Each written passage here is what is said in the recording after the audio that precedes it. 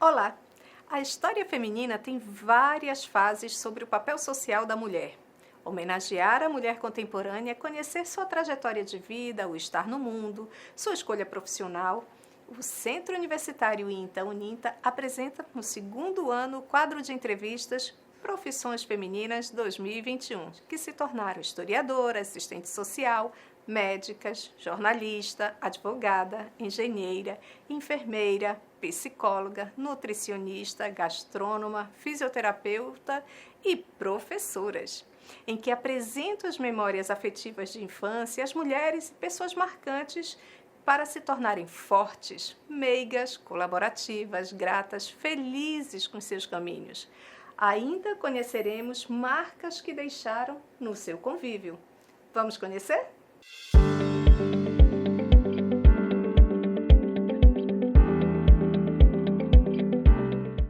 Profissões femininas. Hoje a conversa é sobre uma profissão, a profissão considerada do século XXI, psicologia. Equilíbrio emocional, esse ajuste do mundo virtual com essa nova rotina. E para essa conversa, nós estamos recebendo a professora mestra Germana Torres, Albuquerque Torres. Ela é coordenadora do curso de Psicologia do Centro Universitário INTA-Uninta e vai conversar com a gente como é que foi a sua trajetória profissional, professora Germana. Muito obrigada, seja muito bem-vinda. E dentre tantas possibilidades de escolha do mundo profissional universitário, você escolheu psicologia. Foi a primeira escolha? Foi inspirado em alguém? Como foi esse caminho? Ótimo, prazer estar aqui, obrigada pelo convite. Na realidade, eu costumo dizer que foi minha mãe que escolheu por mim, mas ela acertou, né? A minha primeira escolha foi pela pedagogia, tanto que também sou pedagoga, né? Mas na época de fazer o vestibular, a minha mãe disse, não tente só pedagogia, tente outra área. Veja se você consegue conciliar, fazer as duas graduações, para que você tenha uma outra possibilidade, né, dentro do mercado de trabalho. Sabiamente, ela me disse isso. E aí, eu optei por fazer pedagogia. Na maioria das faculdades que eu fiz, vestibular foi para pedagogia, na UFC, tanto que sou formada em pedagogia pela UFC. Fiz aqui na UV em Sobral, também passei. Fiz na UES e na Unifor eu fiz psicologia. E aí, acabou que na primeira vez eu não passei no vestibular para psicologia. E aí, achei que eu ia passar 6 meses brincando, porque na minha época, quem passava depois da metade das vagas ia para o segundo semestre. Então, eu entraria em 2000.2, há um tempinho. E aí, minha mãe disse, não, você vai fazer cursinho para estudar novamente e fazer vestibular para psicologia. E assim eu fiz. E aí, passei. E fiz as duas... Isso já fazendo pedagogia? Não, porque aí na minha época eu fiquei o primeiro semestre do ano 2000 fazendo cursinho, porque eu passei para entrar no meio do ano em pedagogia. Entende? Que é isso que eu digo. Eu pensei que eu ia passar 6 meses na brincadeira até entrar na faculdade. Minha mãe não. Sabiamente disse, não, você vai estudar e vai fazer psicologia de novo. E aí fiz e passei e entrei nas duas faculdades ao mesmo tempo, né? E cursei as duas ao mesmo tempo. Terminei psicologia um pouco depois, porque acabei atrasando para terminar primeiro a pedagogia. Então, a minha trajetória profissional, ela começou com a pedagogia. Porque era muito mais fácil, não sei como está hoje, mas na minha época, conseguir um estágio dentro da pedagogia era muito mais fácil do que dentro da psicologia. E aí eu consegui rapidamente esse estágio dentro da pedagogia e acabei atuando muito mais nas escolas, porque comecei a assumir cargos de gestão, coordenação de escola, e a psicologia me dando mais essa base dentro da educação, né? Então, acabei ficando na educação durante um bom tempo. Mas a escolha foi mais da minha mãe que minha, né? Da psicologia. Mas eu gostei muito, adorei o curso, né? Vi muitas possibilidades práticas de atuação e acabou que realmente foi uma sábia escolha dela. Mas eu não vou falar agora da profissão, que eu acredito que você vai perguntar. Bem, ouvindo então esse caminho de escolha, é uma mãe forte, né? É uma filha que respeita a opinião maternal, acho que isso é importante também, isso é um traço e uma característica. Então, ela é a que mais lhe inspira como figura feminina? Sim, na verdade ela e a minha avó, porque a minha avó, ela foi uma mulher à frente do tempo dela, né? A mãe dela? A mãe da minha mãe. A minha mãe foi criada no interior de Massapé, né? Foi criada não, na verdade. Nasceu lá e quando pequena todos vieram para Sobral, já, né, com essa visão da minha avó de que eles precisavam sair de lá porque os filhos precisavam estudar e ela sempre teve um cuidado muito grande com as mulheres, são 4 mulheres e 6 homens lá. Então os relatos da minha mãe, das minhas tias, era de que minha avó não queria que elas estivessem fazendo afazeres domésticos. Né? Enquanto o meu avô dizia, bote as meninas para ajudar, ela botava os meninos para ajudar e dizia para as meninas que elas tinham que estudar. Né? Então, assim, as minhas tias e a minha mãe, elas receberam esse incentivo da minha avó para estudar muito, para tirar a carteira de motorista. E, assim, a minha mãe foi é uma pessoa que eu admiro demais, com certeza ela é minha grande referência. E ela sempre foi muito estudiosa. Então, a minha mãe, já morando aqui em Sobral, com 16 anos, passou no concurso do Banco do Nordeste. E a minha avó, mais uma vez, como uma mulher à frente do tempo dela, disse, ela vai. Ela vai morar na casa de parentes, vai assumir o concurso, né? Meu avô com muito medo, mas ela não vai perder essa oportunidade. E dizia pra minha mãe, não pare de estudar, vai fazer uma faculdade, continue os estudos, porque você vai crescer a partir dos estudos. E logo depois que a minha mãe foi, acabou que minha avó foi com os outros pequenos que ainda estavam em casa. E assim, a minha mãe trabalhou no banco, salvo engano, por 39 anos, foi a vida dela inteira no banco, né? E lá ela cresceu e assumiu cargos de gestão, a Alta foi superintendente lá. Então, assim, ela realmente sempre me inspirou nesse sentido de que a gente precisa buscar essa ascensão profissional. E a gente só vai conseguir isso por meio de estudo. Né? Então, ela sempre bateu muito nessa tecla, com meu pai, claro, os dois, né? Então, eu sempre vi os dois trabalhando muito para conseguir investir nos estudos, né? Meu e dos meus irmãos. Então, quando eu escutei a opinião dela de que você precisa fazer psicologia, eu jamais... né, deixaria de lado essa opinião porque já sabia da experiência que ela tinha. E aí foi isso, realmente ela é a minha grande inspiração feminina, com certeza. Essa história familiar aí é bem marcante e muito linda de se ouvir, porque aqui a gente vem conhecer a experiência profissional dessa grande profissional e aí ainda ganha uma trajetória familiar feminina aí importante e que já a sua avó já fazia essa tentativa de equiparar as ações, os papéis masculinos e femininos como um equilíbrio, né? Um grande exercício, já rompendo algumas barreiras do seu tempo, que hoje para a gente isso é relativamente mais fácil, mas ainda não tão tranquilo, tanto que estamos conversando sobre isso, ainda surpreendendo com alguns comportamentos, né? mais igualitários. Isso é importante de conhecer. Nessa dupla formação, pedagogia, que é uma área muito feminina, inclusive, né? A profissão é muito vocacionada a nós mulheres. A psicologia já é um pouco mais equilibrada, né? Nesse sentido de ter os profissionais homens, os profissionais mulheres. Como essas duas carreiras lhe marcam como pessoa, como mãe, né? Cidadã. Sim. E essa atuação profissional que você exerce. Ótimo.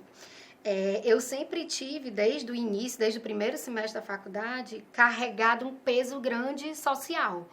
Porque a Germana tem que ser exemplo, psicóloga e pedagoga. Quando eu estava formada, eu acho que eu já estava, inclusive, em cargo de coordenação de escola. E a psicologia me ajudava demais, né, a ter um olhar diferenciado, não só para os meus alunos, quando estava em sala de aula, mas no cargo de gestão, a ter um olhar diferenciado para a equipe. Né? Então, acabava que isso era um diferencial para mim, né? Curricular e como pessoa. E a influência das duas áreas, né? Na minha vida pessoal, elas foram, assim, cruciais, porque eu mudei muitas perspectivas a partir do que eu via dentro da faculdade, né? E a faculdade de psicologia, eu acho que ela dá essa amplitude quando você consegue aproveitar os conceitos, os conhecimentos teóricos que estão sendo passados com a ética profissional. Então, você acaba realmente olhando para o indivíduo, para o ser humano, de uma maneira diferente. Você consegue compreender coisas que saltam aos olhos dos outros como algo extremamente errado, como para lá. Será que existe uma intenção aí por trás realmente tão maléfica como isso que está sendo trazido? Então, a gente consegue olhar para esse ser humano talvez de uma forma mais empática, né? Não posso dizer que são todos os psicólogos, mas é uma habilidade muito necessária para o psicólogo, né? Até porque, independente do campo que ele vai atuar, ele vai precisar ter esse olhar diferenciado para o outro. Né? Ele não vai poder assumir determinadas posturas baseadas, por exemplo, em preconceitos. Né? Ele precisa ter esse olhar diferenciado. Então, para mim, realmente foi muito importante as duas faculdades como pessoa. E como profissional, iniciei, como eu disse, dentro da pedagogia, nas escolas, fui professora de infantil 2, infantil 3, de alfabetização, fui coordenadora de rotina, na época que era quem cuidava de todos os processos de rotina mesmo, alimentação, higiene das crianças, fui coordenadora pedagógica, fui dona de escola, né? Então eu tive um caminho bem longo. E como eu tinha as duas formações, sempre que eu era chamada para atuar em escola, eu era chamada para atuar como pedagoga e como psicóloga, né? Porque para a escola seria muito mais vantajoso. Em 2007, eu passei num concurso para a Prefeitura Municipal de Santa Quitéria. À época, a minha tia, que mora lá até hoje, é enfermeira e era secretária de saúde, né? E já estava morando lá um bom tempo, casou com uma pessoa de lá e fincou raízes lá, né? E meu pai viu o concurso, louco por concurso, e disse, você vai fazer. Mais uma vez, a influência aí dos meus pais, né? E eu não vou fazer, eu não vou morar lá em Santa Quitéria, eu não conheço nada lá, enfim. Mas fiz, né? Porque eu dizia que não, mas no final obedecia, porque eu acabei sempre sabendo que eles queriam o melhor. E aí passei no concurso. E em 2008, assumi lá. Nesse meio tempo, enquanto não chamavam concurso, eu trabalhei aqui em Sobral como psicóloga. Era um instituto para menores infratores na época. Acho que nem se usa mais essa nomenclatura hoje, mas na época era assim. Foi uma experiência de 2 meses, muito válida, mas aí eu fui chamada para lá, né, para Santa Quitéria, e fui assumir. E por lá eu fiquei quase 10 anos. Né? Fiquei de 2008 a 2014. Em 2014, eu fui chamada por uma escola em Fortaleza para assumir a coordenação pedagógica. A proposta era vantajosa, eu fui. Lá, entrei no ensino superior, fui professora de uma IES de lá, né? E em 2016, no final de 2016, eu voltei para Santa Quitéria por questões familiares. E lá fiquei até janeiro de 2019, quando fui chamada para assumir a coordenação aqui, que foi uma grata surpresa, né? Realmente uma bênção. E aí estou aqui hoje. Então, assim, a minha experiência dentro da psicologia, ela esteve muito mais ligada à área de saúde pública. Lá eu era fui coordenadora do NASF, fui psicóloga do NASF. E dentro da área escolar, porque como pedagoga exigiam de mim esse a mais aí, né? Então, a minha trajetória profissional dentro da psicologia, ela passeia por essas duas áreas. E atualmente, né, dentro do ensino superior, eu acabei descobrindo uma área que sempre foi a minha paixão, e depois que eu fui mãe, mais ainda, né, acho que até por essa referência forte da minha mãe, da minha avó, é a psicologia perinatal, né, que fala sobre essas questões de parentalidade, tudo que envolve esse processo de maternidade, né, amamentação, puerpério. Então, realmente é uma área que tem me encantado muito e que eu tenho desenvolvido estudos dentro dessa área. É possível a gente entender nessa conversa o sentido de sabedoria. Sabedoria dos seus pais, né, de saberem o caminho, e você tendo a sabedoria de reconhecer que eles queriam bem, refletir sobre isso, porque acho que isso que é importante, porque a atitude ela é individual, mas com esse reconhecimento da sabedoria de vida deles, do amor, né, que tem, e o desejo de querer o seu melhor. E talvez você também pensando, não, se eles me conhecem, eles devem ter estão vendo o que eu não consigo ver. Acho que é importante a gente conversar sobre isso, porque às vezes a gente escuta os mais velhos, mas não ouve direito, né? Eu acho que aprender com as gerações anteriores é importante, dialogar com as gerações mais novas também é importante. Acho que esse é o exercício de relações humanas. E aí você está falando sobre isso e me veio exatamente nessa linha de atuação que você tem agora, né? Esse saber de buscar uma área que poucos, inclusive, reconhecem como atuação da psicologia, né? Alguns até vão ficar surpresos com o puerpério, né? Como é isso? Então, o bebê já nasce e já precisa, a mãe e esse bebê já podem ser atendidos no campo da psicologia, né? Nos interessa, no mês da mulher, né? Isso é importante porque é uma fase hormonal muito alterada e uma função social muito nova, quando a gente, principalmente a mãe pela primeira vez, né? Tornar-se mãe é um processo que não vem com bula, mas aí tem a psicologia que pode nos dar um pouco de orientação. Como é? Explique só um pouco dessa trajetória, que perfil é esse de atendimento, né? Pronto, vamos lá, né? Como eu disse, a minha experiência como mãe, né? Mesmo antes de ser mãe, eu já tinha interesse nessa área, mas como mãe, eu vivenciei 2 puerpérios, eu tenho 2 filhos, né? Bem difíceis. né? Então, assim, me estimulou a buscar.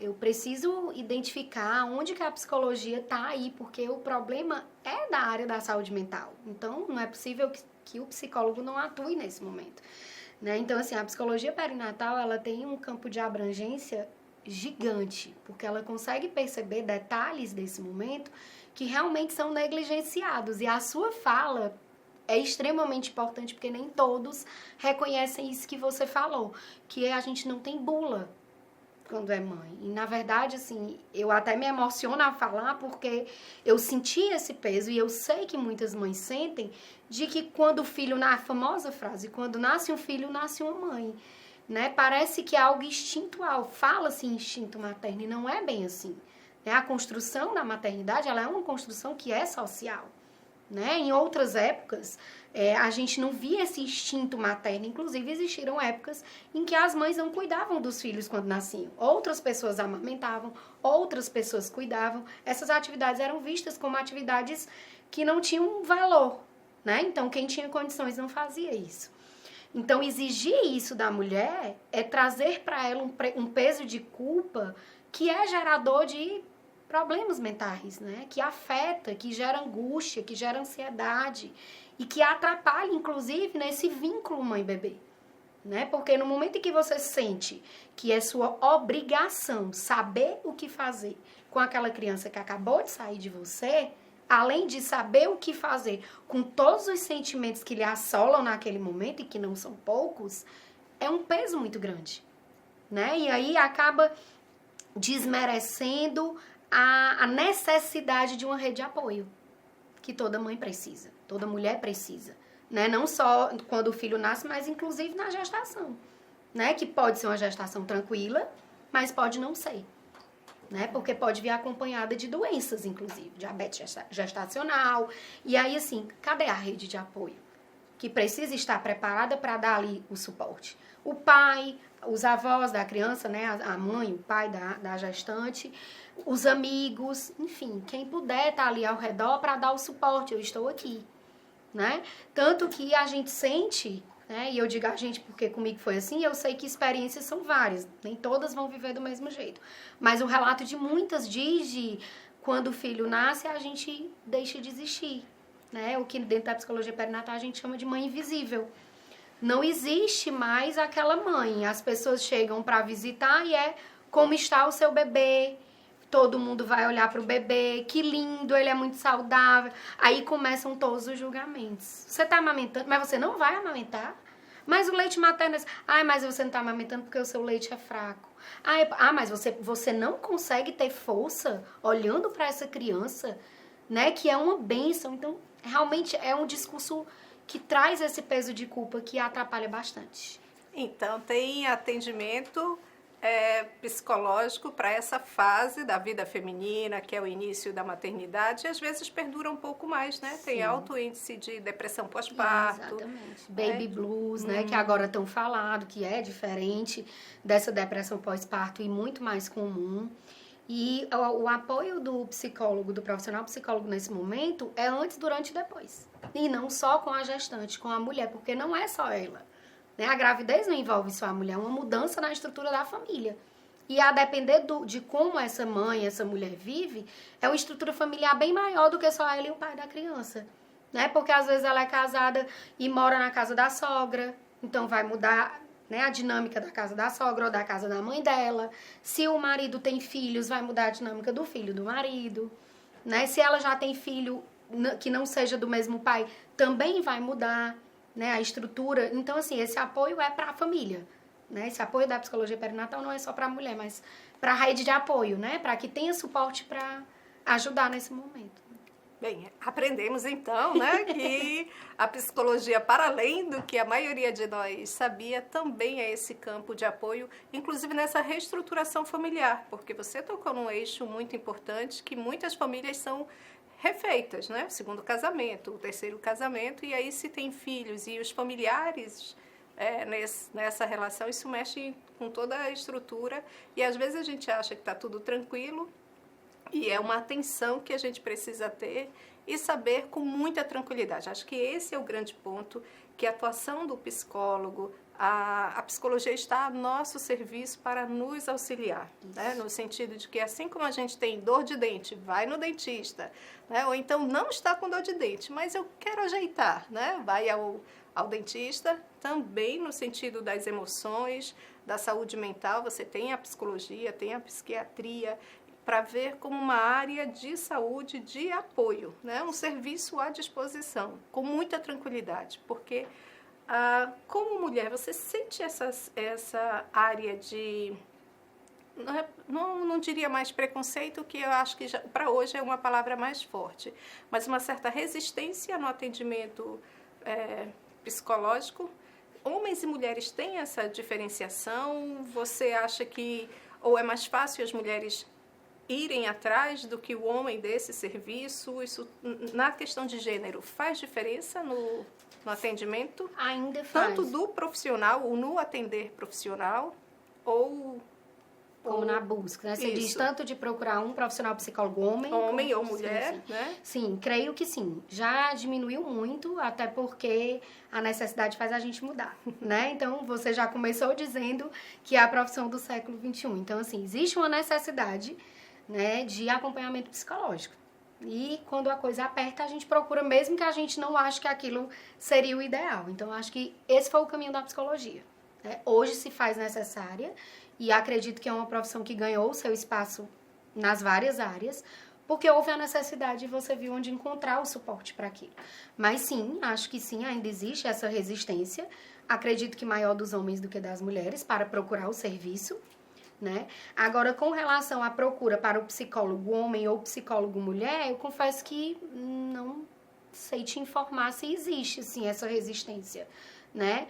Porque dentro da minha atuação, quando eu trabalhava em Santa Quitéria e lá atendia, eu não consegui perceber isso como algo que saltasse aos olhos, né? Quando há necessidade, se procura, né? E o que vale mais nesse momento, eu acho que é a indicação, né, do psicólogo, porque como a ética é algo que é muito forte, então você vai para o psicólogo e você vai abrir a sua vida, né? Então, eu acho que o que pesa mais a quem vai procurar, mais do que se é homem ou mulher, é saber se é um profissional de confiança, né? Então, eu acho que é isso que pesa mais. Então, quem está me indicando esse psicólogo? Essa pessoa que está me indicando é da minha confiança e confia nele? Então, eu vou procurar. Entende? Então, eu acho que o que pega mais nisso é muito mais essa questão da ética, da confiança no sigilo, do que talvez essa questão de gênero, né? Eu não sei, assim, de pesquisas, né? Dados de pesquisa eu realmente não sei. Mas no empírico é assim. No empírico, eu creio que sim. Isso é muito importante de ouvir, porque isso já é sintomático de que estamos caminhando, de que não importa o gênero, nesse sentido, né? Sim. Importa a competência, né? Acho que isso é uma característica, então, da profissão, de passar segurança, né, a quem precisa, que tanto faz, né? Eu pergunto isso porque alguns familiares, quando precisam também, não fazem diferença se é homem ou se é mulher, diferente da área médica, que muitas vezes você faz a escolha se eu quero um homem ou eu quero uma mulher, né? Então, por isso que eu provoquei a pergunta, porque no empírico, meio que a gente visualiza isso mesmo, de que não faz muita diferença, às vezes até prefere, se a situação, por exemplo, masculina, de dor amorosa masculina, às vezes ser ouvido por uma mulher pode ser até mais fácil de se sentir compreendido, né? Mas também já senti que trocou para um homem e não viu grandes diferenças na sua sensação, porque às vezes é muito mais a sensação de quem procura do que necessariamente das competências aí de homem ou mulher nas profissões que tem. Então, a psicologia aí já nos indicando um caminho de como a gente manter essa forma de equilíbrio, né? E não ficar nessa dualidade de quem é que sabe mais, o espaço de um e de outro. Enquanto for necessário, iremos fazer, né? Mas a tendência é que a gente trilhe por um caminho mais tranquilo. Bem, nessa conversa de trajetória e saber a sua experiência, estou gostando aqui da conversa, esse diálogo, né, dessa interação familiar, é muito interessante como é tudo trançado na sua trajetória. Né? A hora que você está falando da família, você está falando de si, da profissão, e cá para nós, 2 graduações ao mesmo tempo, não sei não.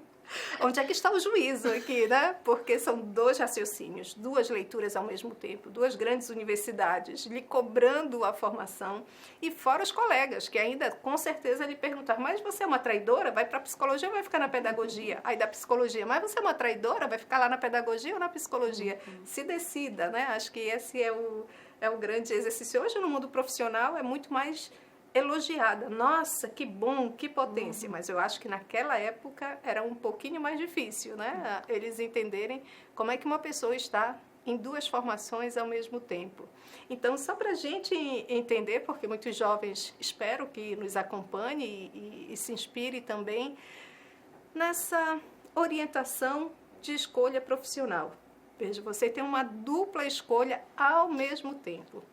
Acho que é a primeira vez que eu entrevisto alguém que tem ao mesmo tempo essas formações, porque normalmente faz uma, depois troca, né? E depois que fez o mestrado volta para uma graduação. Então, como é essa trajetória aí de escolha e que conselho, né, você dá para quem busca as suas formações, inclusive? Sim. Na verdade, eu não indico que façam o que eu fiz. Não só o fato de fazer 2 graduações, né? Porque eu acredito que se você faz somente as 2 graduações, uma de manhã e uma à noite, uma de tarde, o meu caso era de tarde e de noite, você tem um turno livre para se dedicar àquilo, mas eu fazia mais, né? Porque, como eu disse, eu comecei a estagiar ainda na faculdade. Então, eu trabalhava, fazia as 2 faculdades, fazia curso de inglês. Então, assim, eu realmente fiz muita coisa ao mesmo tempo. Eu não posso dizer, eu fiz e fiz mal feito. Não, eu fiz bem, nunca reprovei nenhuma disciplina, né? Eu tirava notas boas, eu me dedicava muito àquilo que eu fazia, né? Eu não tinha tempo. Eu realmente, final de semana, eu saía, mas eu precisava optar. Quando que eu vou sair, que turno eu vou sair, porque precisava estudar, né? Pedagogia e psicologia é muita leitura. Muita leitura. Mas, assim, eu poderia ter aproveitado mais das 2 graduações, se eu não tivesse trabalhado, se eu não tivesse feito um curso de inglês ao mesmo tempo, né? Eu poderia ter me envolvido com projetos, eu não tinha tempo, eu não podia me envolver. Então, eu lembro bem que eu fiz uma seleção para monitoria, e eu estudei muito. E eu passei, mas eu não pude assumir. Não tinha mais tempo. Porque não dava. Para eu fazer a monitoria, eu ia ter que abrir mão de fazer disciplinas. E isso ia atrasar mais ainda a faculdade, era no caso na psicologia. Ia atrasar mais ainda, né? Porque eu já tinha atrasado, eu me formei 1 ano depois que a minha turma, porque eu precisava abrir mão de algumas disciplinas que eram à noite, porque eu fazia pedagogia. Como na UFC tinha greve, né? Hoje eu já não sei mais se tá tanto como naquela época, eu acho que eu enfrentei 2 ou 3 greves. Eu não podia deixar de fazer, porque eu tinha medo, eu vou deixar de fazer a disciplina agora, se tiver greve, sei lá por quanto tempo eu vou atrasar. Então, eu acabava optando por priorizar, terminar logo pedagogia para fazer psicologia. E eu lembro que isso foi uma frustração muito grande para mim. Era a monitoria na disciplina de psicologia escolar, que era o que eu amava. E assim, a professora até viu o tamanho da frustração, inclusive foi minha orientadora da monografia, e ela disse, fique calma. Você não vai fazer, mas vai fazer. Eu dou um jeito de você ser como se fosse uma monitora auxiliar, né? Para você estar mais perto de mim, e assim eu fiz. Mas eu não indico que ninguém faça o que eu fiz, né? Porque é muito corrido, é muito cansativo. E quando a gente estuda cansada, talvez não tenha o mesmo, né? Você não consegue render tanto quanto você renderia se não estivesse assim. Mas eu me arrependo? Não, eu não me arrependo. Porque muito do que eu conquistei hoje se deve a tudo que eu fiz, né? A todo esse esforço durante a graduação, né? E eu sempre quis muito chegar onde eu estou. Então, se você me perguntar como que está o seu nível de satisfação profissional, no topo. Na verdade, eu nem idealizei tanto chegar a coordenar um curso. Eu sempre quis dar aula no ensino superior. Então, assim, chegar onde eu estou, para mim, é realmente olhar para trás e dizer, valeu a pena. Valeu a pena, todo esforço. Inclusive, o mestrado, quando eu fiz, foi trabalhando em Santa Quitéria e fazendo mestrado em Fortaleza, né?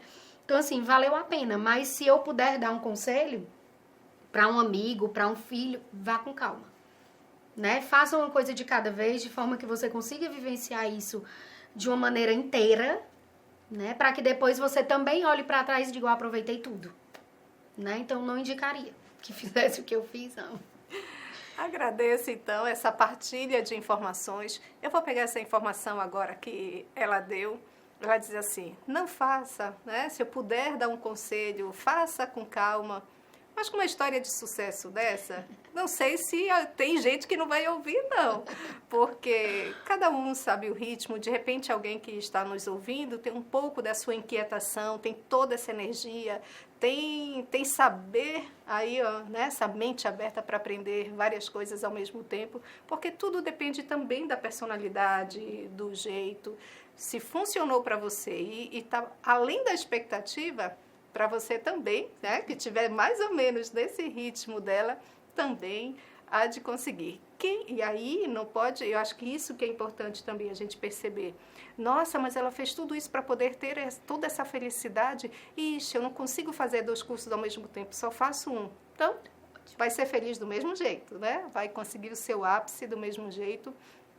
Esse momento de conhecer as trajetórias femininas é saber exatamente essa forma de existir no mundo e de como se expressar, porque a professora Germana Torres é única, né?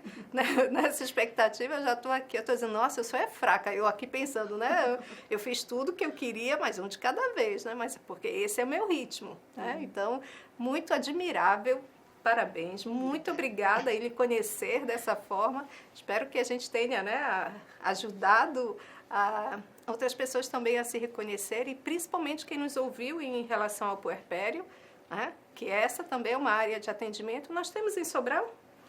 Eu confesso para você que eu não sei. Ainda é uma área nova, né, para esse atendimento. Eu sei que tem, inclusive a professora daqui, ela trabalha no regional e eu tenho quase certeza que é nessa área.